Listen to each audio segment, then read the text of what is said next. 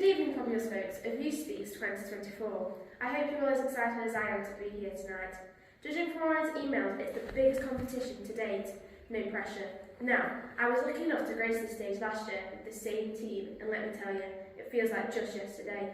Time goes by when you're caught up in a whirlwind of exciting speeches. Let's take a moment to give a big warm welcome to our respected judges. These brave souls have given up their evening to be here, ready to critique us like Gordon Ramsay critiquing a poorly seasoned dish. A massive shout out to our sponsor from the Rotary. Your support has been like the wind beneath our wings, and we're ready to soar tonight. Now, fellow contestants, give yourself a virtual high five because you've made it. You've worked tirelessly, probably burnt the midnight oil, and possibly even considered bribing the coffee machine for extra energy. I'm Freya, and it's my absolute pleasure to be your chairperson for this evening's journey into the realms of social media. Joining me on this exciting journey is the dynamic duo Skylar and Millie. Millie is our fantastic face of banks, and on my left, the start of the show tonight, brilliant mind and passionate speaker, Skylar. Now, when it comes to tonight's topic, the dangers of social media of young minds, Skylar is our expert. I see Skylar as the Hermione Granger of our discussion, diligent, passionate, and always armed with a wealth of information. In her speech, Skylar will take us on a journey through a harrowing story and unravel the webs of dangers lurking within the depths of social media. It's not just information, it's a narrative, a tale that compels us to sit up, pay attention, and most importantly, take action. So, buckle up, audience, and let's delve into the heart of the matter and emerge wiser and more aware. Skylar, the stage is yours. Thank you for that welcoming introduction. Today, I stand before you to delve into a narrative that has shaken our collective consciousness. A narrative that brings to the forefront the lurking dangers and the vast expanse of social media. The tale I share is that of Molly Russell. Molly, at the tender age of 14, departed from this world prematurely, leaving behind a void that no family should ever have to endure. Molly Russell, the seemingly happy teenager from the northwest of London, was found dead in her bedroom in November 2017. This was just the day after learning she had secured the main role in her school play. The senior coroner ruled at the end of the 2-week hearing that Molly had died from an act of self-harm while suffering from depression. It was revealed that her online life was overwhelming her. Of 16,000 pieces of content saved, liked or shared by Molly on Instagram in the 6 months before she died, over 2,000 of these related to suicide, self-harm and depression. She was tracked in the algorithm, meaning that when she clicked on a particular post related to a topic, the computer recommended more and more and more of the same.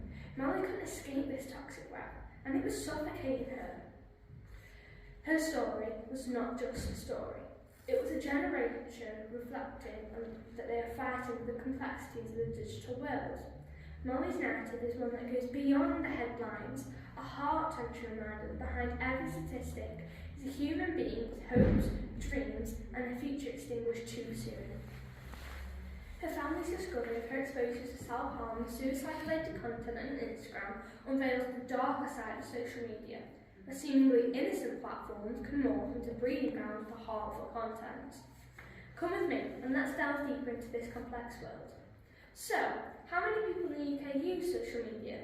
Here's a surprising statistic. According to Ofcom, the communications regulator, 57.1 million people in the UK use social media. That's 84.4%. And a staggering 98% of children, aged 12 to 17, have access to a social media account. Social media has its claws rooted firmly into our world, and it feels like there's no stopping it. Molly's story was an extreme one, and I'm hoping it captured your attention. I now want to focus on the dangers of social media. In the first instance, the research I found, just like Molly's tragic story, was startling. Let's continue. First, I'm going to be brave and make assumptions. I'm sure all of the young people in this room have definitely had a time where mum or dad have told us, put that phone away. Now, my mum says something a little more unique, you could say. My mum repeatedly states, Skylar, you're going to rot your brain. And at first, like most young people, I didn't believe it. But her opinion actually supports one of the main reasons why it's so harmful to young people. Allow me to expand on this. Its effects on our attention span. Excessive use of social media and constant scrolling may contribute to shortened attention spans. This constant, quick attention-grabbing content on social media platforms can make it challenging for individuals to focus on longer and more complex information. Imagine poor Miss Coach trying to teach us Macbeth. She's fighting a losing battle if this continues. It's also impacted our brains, our young brains. The abundance of information on social media can lead to information overloads. Consuming too much information without proper perceiving time may impact cognitive functions. Our brains are literally rotting. What about the responsibilities of the tech companies, I hear you ask? Molly's narrative thrusts responsibilities onto the shoulders of social media platforms. These tech giants must implement stricter content regulations, especially for those navigating the choppy waters of adolescence. So, before I summarise, I thought it would be useful to share 3 tips that will benefit us all.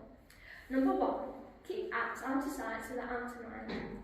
Hands up if you ever had to hide your favourite chocolate or sweets because you'll know you'll eat the whole packet. Guilty as charged. Same goes for social media. Try putting your apps into folders to avoid using them. Number 2, spend an hour a week on a screen-free hobby. There are plenty of hours in a day, and even more in a week. Pick a screen-free hobby and commit to it. Join a yoga class, read a book, go on a walk. One of my favourite things to do is play football, which I'm actually missing a double training session tonight. Sorry, coaches. Anything that will be a solid break from your screen. Number 3, leave your phone outside the bedroom. Sharing your bed with a bright and shiny phone is a guaranteed way to interrupt sleep. Instead of doom scrolling before hitting the pillow, try leaving your phone outside the bedroom. Molly Russell's story is not confined in the realm of despair alone. It serves as a clarion call for change. It compels us to reassess the impact of social media on our lives, especially the mental health of our younger generations. Molly's legacy resides not only in the pain of her departure, but the ongoing conversations she has sparked. Let us pledge to continue this dialogue and push for policies to prioritise the mental health and well-being of our youth. Thank you.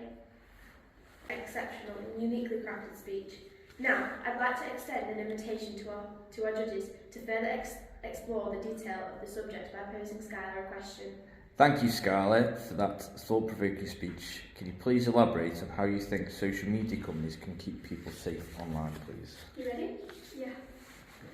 I believe that these tech giants can keep young people safe off the internet by 1, raising the age limit on social media apps, because right now they're either at the age of 13 or 15. I believe that we should raise the ages so the young people know that they need to stay away from these apps and that this is an adult app they shouldn't be on. Yet, if these young people are so insistent on being on these apps, then I believe that the companies should put in the terms and conditions, if you are under the age of 18, you should have a mirroring account with your parents, that they can also see what you are watching, because if Molly Russell parents could see what she was watching, would she still be here today? Possibly. Thank you for your question. I hope it cleared things up. I've just answered the question. Now, allow me to extend a warm welcome to Millie, our vote of thanks, who is ready and waiting to conclude. Hello everyone. As Freya said, I'm Millie, and I will be your vote of thanks for this evening. Skylar, thank you so much for delivering such an informative and enlightening speech. Your passion for our subject is truly admirable. Your dedication to bringing the spotlight on the dangers of social media is both commendable and impactful. Well done. Skylar used the heartbreaking story of Molly Russell, a 14-year-old girl, to bring attention to the dangers of content on social media platforms.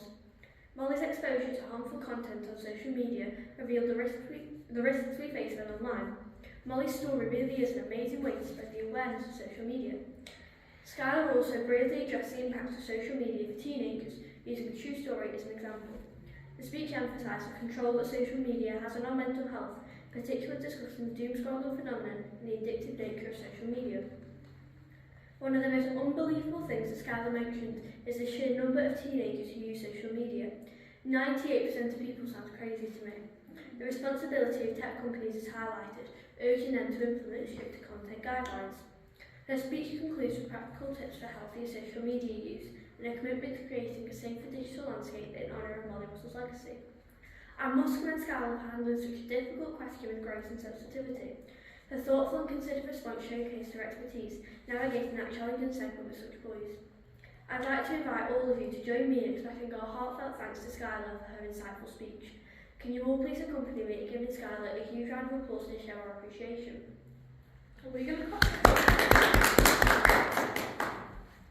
Let Molly Russell's story not be a tale of despair alone, but a catalyst for change. Thank you and good night. As we express our gratitude for Skylar's dedication and expertise, let us carry forward the responsibility to change the digital landscape into a safer, more caring space for our well-being of our young generation. Thank you and good night.